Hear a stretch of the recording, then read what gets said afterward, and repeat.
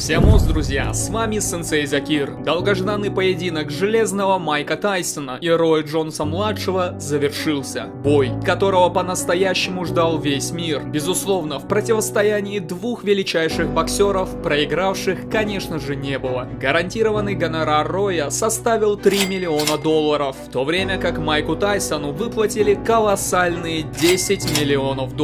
Кроме того, бой охватил болельщиков по всему миру и, скорее всего, собрал свыше 1 миллиона pay-per-view, так как на турнире помимо легенд участвовали мега-популярный американский блогер Джейк Пол и ветеран NBA Нейт Робинсон. И несмотря на результат, было прекрасно наблюдать подготовку двух величайших боксеров и на мгновение вернуться в то славное время, когда каждый уважающий себя парень просто обязан был по икпорту или блютузу поделиться нарезкой лучших моментов Роя Джонса или Тайсона с другом. Интересно, что Рой Джонс-младший и Майк Тайсон должны были сродиться еще в далеком 2003 году. Тогда великолепный Рой Джонс сотворил невозможное, впервые выиграв титул чемпиона мира в 4 весах, включая королевский тяжелый вес, и имел статистику 49-1 в профессионалах, а по факту и вовсе 50-0. Ему предложили поединок с главным именем бойцовской индустрии, Железным Майком, который был уже далек от своего пика. Этого боя жаждали все, и он собрал бы по меньшей мере 2 миллиона pay-per-view. Гонорар Роя составил бы рекордные $15 миллионов, в то время как Майк получил бы не меньше 20. К слову, Джонс и близко не получал таких денег за карьеру, в то время как Тайсон был финансовой машиной. Поэтому закончить карьеру поединком с одним из величайших тяжеловесов всех времен для 34-летнего Джонса-младшего было бы лучшим финалом, в то время как Майк из-за финансовых махинаций промоутера Дона Кинга нуждался в деньгах. Но Рой Джонс выбрал Антонио Тарвера в полутяжах, который в свое время считался одним из самых талантливых боксеров в истории США, а также участвовал с Флойдом Мейвезером на Олимпиаде в Атланте. К сожалению, Тарвер не смог реализовать свой огромнейший потенциал даже наполовину, но безусловно шокировал весь мир и вошел в историю как первый человек, нокаутировавший великого Роя Джонса-младшего в профессионалах. Но Железный Майк в свое время и вовсе был самым популярным человеком Америки. Он мог бы стать первым спортсменом в истории, который заработал $1 миллиард.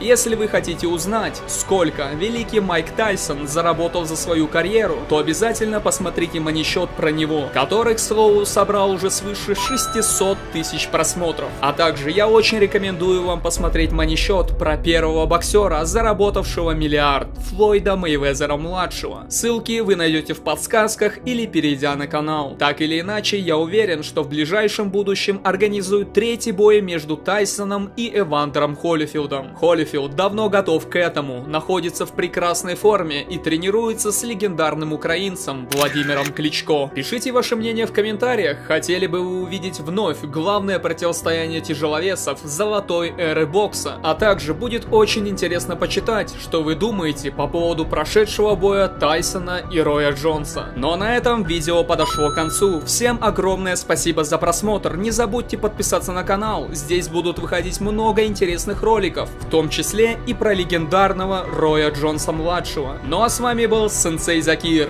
всем ос.